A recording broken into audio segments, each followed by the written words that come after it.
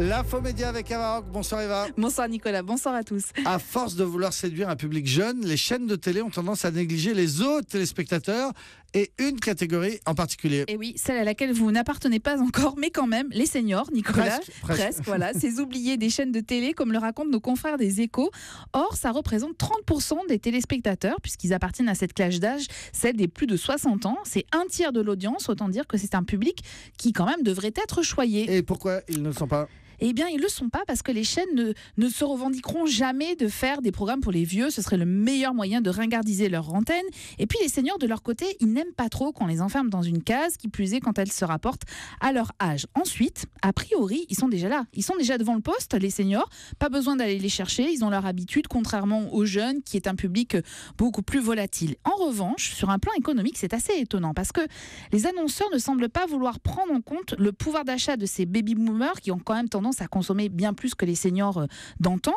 Les annonceurs privilégient toujours notre fameuse responsable des achats, la ménagère de moins de 50 ans. Et puis une autre catégorie, celle qu'on appelle les CSP+, les catégories socio-professionnelles supérieures, qui s'avèrent être transgénérationnelles, donc aucune raison de cibler en particulier les plus de 60 ans. Alors, est-ce qu'on sait tout de même quelles sont les chaînes et les programmes que les seniors suivent le plus? Ah oui, et alors j'avoue avoir été surprise de l'âge moyen des téléspectateurs en fonction des chaînes. Par exemple, c'est LCI qui est le public le plus âgé, 64,4 ans.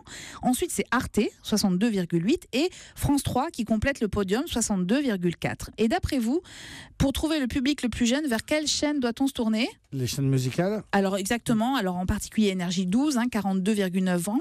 Mais ensuite, c'est M6, 46,8, Canal+, 50,3 et TF1, 50,2 ans. Quant au programme, les seniors, ils aiment beaucoup l'info. Les journaux de 20h restent quand même le grand rendez-vous à regarder tous les jours. Les émissions politiques et les émissions de décryptage comme C'est dans l'air sur France 5. Alors, ils aiment aussi les jeux de type Question pour un champion et les fictions, à commencer par Plus belle la vie. En revanche, n'allez pas leur parler de télé-réalité.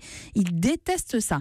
Reste quand même un point d'interrogation, c'est que la multiplication des tablettes pourrait changer le mode de consommation.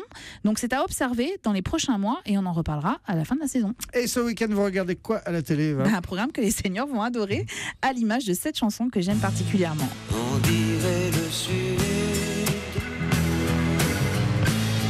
le temps dure longtemps. Et oui, ce soir sur France 3 à 20h55, c'est Mireille Dumas qui a choisi de s'intéresser aux carrières de Nino Ferrer, qu'on est en train d'écouter, de Michel Delpech et de Michel Polnareff. 3 artistes qui ont connu leur premier succès dans les années 60, mais qui ont tous les 3 connu une traversée du désert et qui avaient un goût pour la provocation et le besoin de liberté. C'est passionnant, c'est sur France 3 à 20h55. Ce soir, merci beaucoup, c'était l'Info Média d'Eva Rock. Bon week-end, Eva.